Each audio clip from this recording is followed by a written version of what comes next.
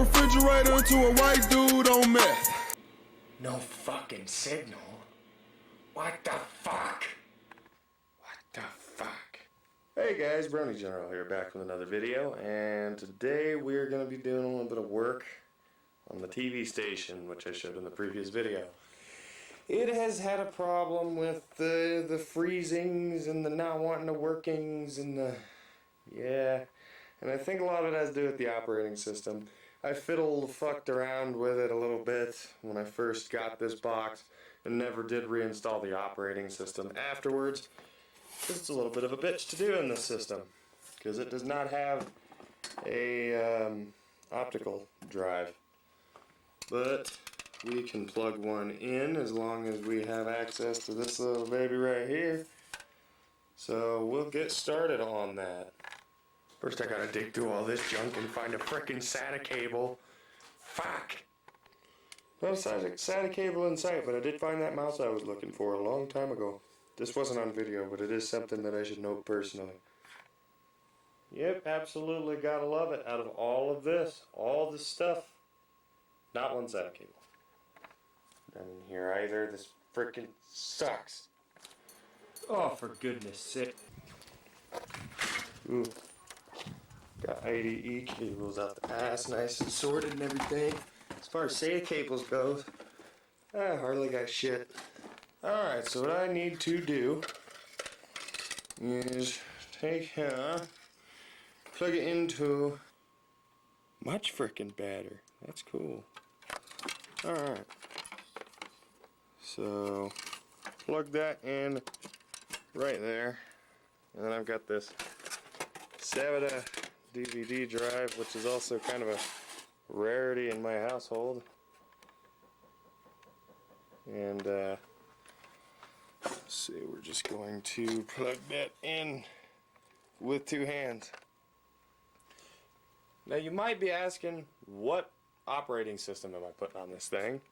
Well, it had Manjaro Linux on it, and I've had a joy with Manjaro Linux aside from this thing's miscallings, but I think I will be putting Manjaro back on it. A bit more of a basic headless version of Manjaro Linux, something more meant for this kind of application. And we'll see if we can't get this thing a-ticking so that I can get it back to streaming television constantly. You know, I will say the colors on this set are actually pretty ballin'. A little bit weak on the red, but not bad. Alright, so I've got all of these to pick from here, and I think I'm going to be going with this. This is Manjaro Linux i3 Window Manager, which is a lot more of a basic, dumbed down version of Manjaro. Something that you're not going to be touching all that often. Something that's a little more walk away from it, kind of. Alright, did you guys know that the Sony Handycam was probably one of the first cameras ever to actually be good for personal home people to make videos for the internet? I'm proving it right now. This thing has USB streaming and everything, although it doesn't work with modern operating systems. It does have it. So I will go ahead and plug the system in, because that is the only way to get its power on. It doesn't actually have a button. And we will be using Manjaro i3 Window Manager. That was slick. Alright. Grab the camera here. There we go. So, I don't know if it's going to... There we go. As you can very clearly see, it is an old red box. I'm very surprised that it has a boot screen and that it is a custom red box boot screen. But we'll boot it with proprietary drivers. And now we've just got to wait eons for the disk to load, because that's what we do. Alright, if recording down here, I should probably switch from a metal halide lamp to a ceramic metal halide. They produce a better spectrum. It's still loading. It's still loading. We now have a working Linux distro on here. Got Linux i3 Window Manager version 20 something point something point something something. I can't use the mouse currently. But yeah, I'm going to fiddle fart around with this just a little bit. See if I can't get it dialed in. I'll go ahead and try to get the camera set up for you guys so you can watch the carnage, and then yeah, we'll go ahead and get to some work here. Alright, got everybody set up here. As bad as good as it's gonna get for my impromptu studio. Alright, so what I need to do real quick is put the case back on this, and then we'll just go ahead and give it a try here real quick. I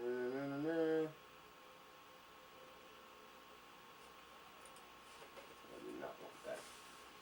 Alright, so it says right, let's see, open browser, mod F2, so mod F2.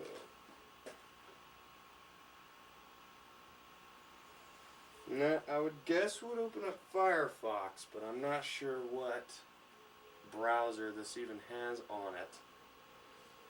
It would probably help if I shut off the metal halide light, but then it won't start back up for 5 minutes. I don't know about other people, but I sometimes like the CRT slow flicker like that on a video, so I'm going to actually go ahead and leave it. Ah, Pale Moon. Even lighter than Firefox.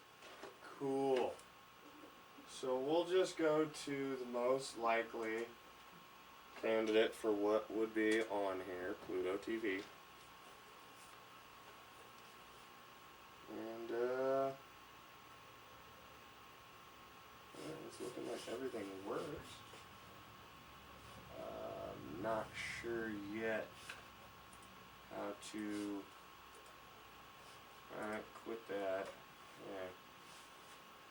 So there's not really windows in this. It's just kind of whatever you're using is what you're using. You can switch between things, but you can't really tile them or anything. So that's kind of cool, actually. So, floating, D menu, B menu. What is D menu? Mod D.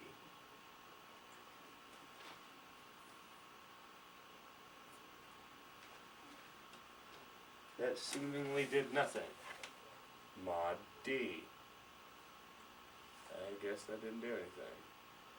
Control mod B for B menu. Nothing worked again. Isn't that interesting? Well, can I right click on this, or is it just no? No, I cannot. I need to figure out if my workspaces are actually workspacing. Let me see, mod itself does nothing. I can search for things, or that's just run. Noob move here.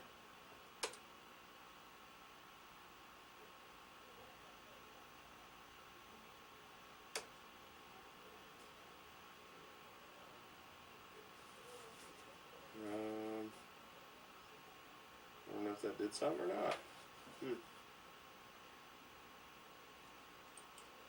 This thing is quite interesting.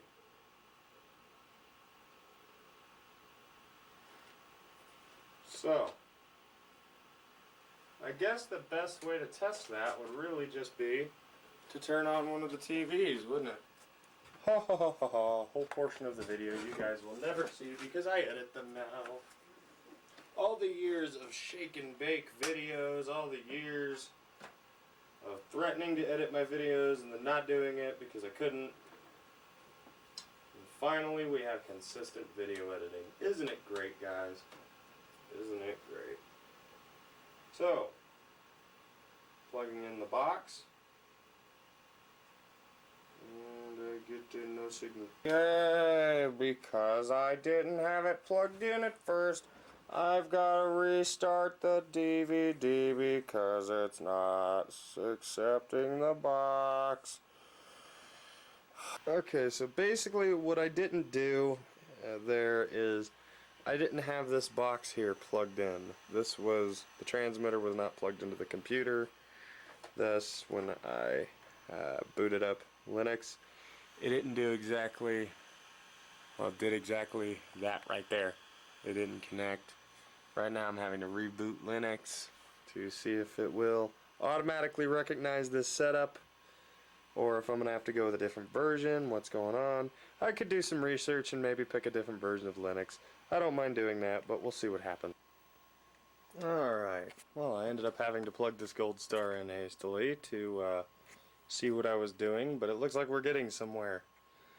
Got the broadcaster as a primary monitor right now, which is not what I want, so I'm going to try and fix that. And unfortunately, the dreaded color bars are back. Yeah, it looks like I'm going to be finding a different version of Linux, something that's a little more suited for this. It's 2 days later, and now I have this disk. So we're going to go and see if we can't get that computer booted up now.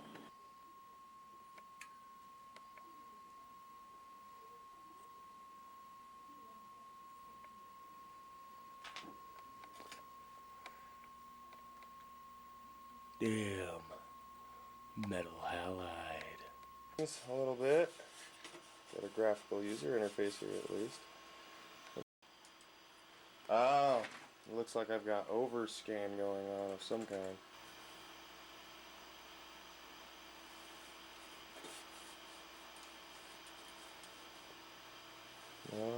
Huh. So I'm going to play with this for a little while, see what I can get going with it, and then I'll see you guys back after that.